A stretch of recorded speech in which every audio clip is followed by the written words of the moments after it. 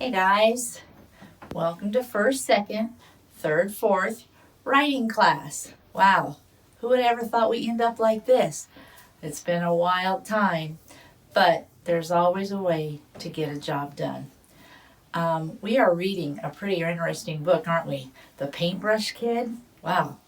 As I read through this, I thought such a unique story, has a lot of interesting twists to it. A lot of compassion, a lot of kindness in that book, I think. Let's talk to the third and fourth graders first. You remember at the beginning of the school year when you were given that really neat little brown paper journal and you possibly decorated it like you were given permission to? Some did, some didn't, some were fantastic, some stayed brown. It's okay. You're going to pull those books out again, and I hope you have them nearby. You'll be doing the famous parts of the book. We need that author, we need that illustrator, the publisher, copyright date. And if you can really remember, how about that ISBN number? And for bonus points, if you can tell me what ISBN stands for, I'm going to be most impressed. You're not getting any cash or anything. You'll just be making me very impressed. Guys, you're going to get a pretty cool packet. Looks sort of blank. It's actually filled with all kinds of things. There's one neat thing in here that I'm going to hold out showing you until we get to the first and second graders, which means you're stuck watching the entire video. Guys, have you ever considered that you can paint with words?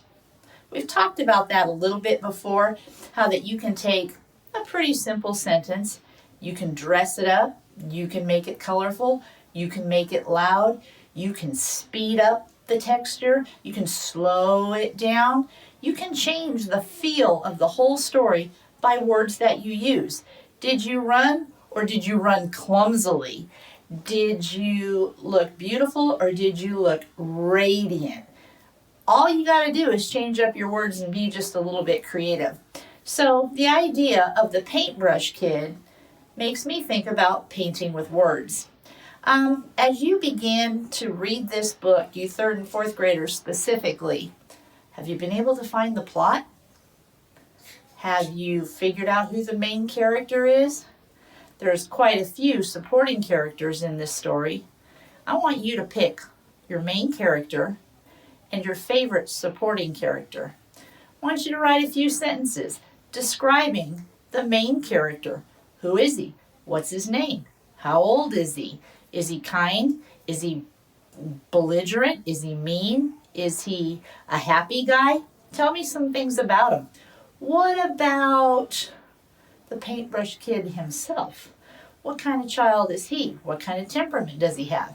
Is he creative? Kind of assume so since he's doing some painting, but I want you to put some color in the words that you use and just write a few sentences about both those characters.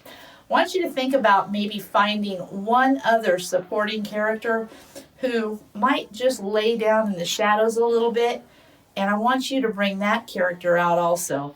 And I want you to tell me a little bit about somebody that's kind of just left in the background.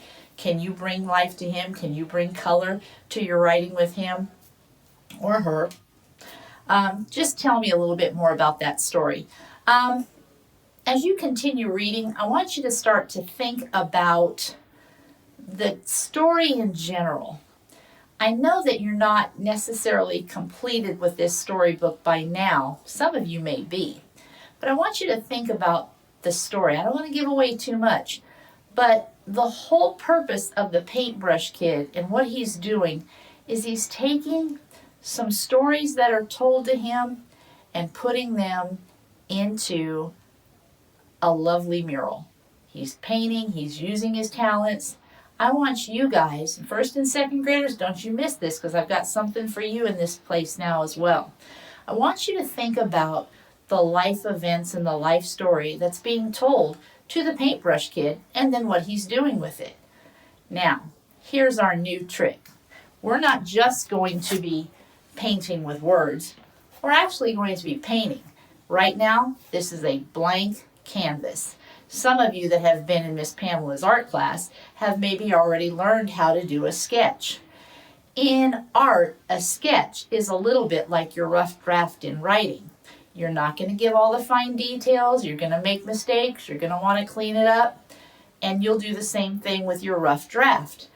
Sometimes you start in, the sentence gets kind of messed up. You don't like the way that P turned out, erase it, we try again. These are what rough drafts are. We know how to clean up a rough draft, and the sketch is going to be the same way.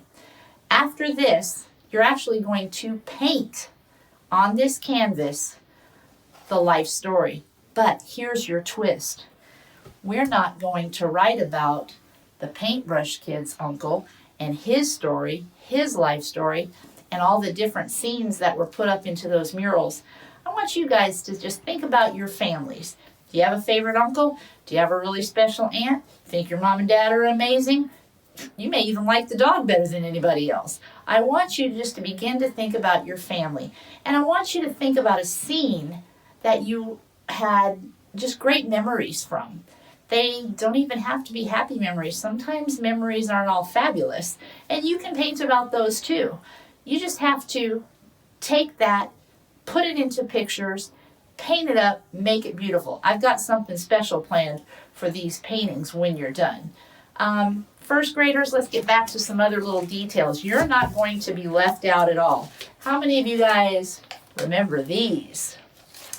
These had a really great purpose at the beginning of our school year. Do you remember each week or every couple of weeks when something special was happening in school, or a holiday or whatever, and we were writing in these so that we could surprise our parents with your writing at the beginning of the year and then your writings at the end of the year?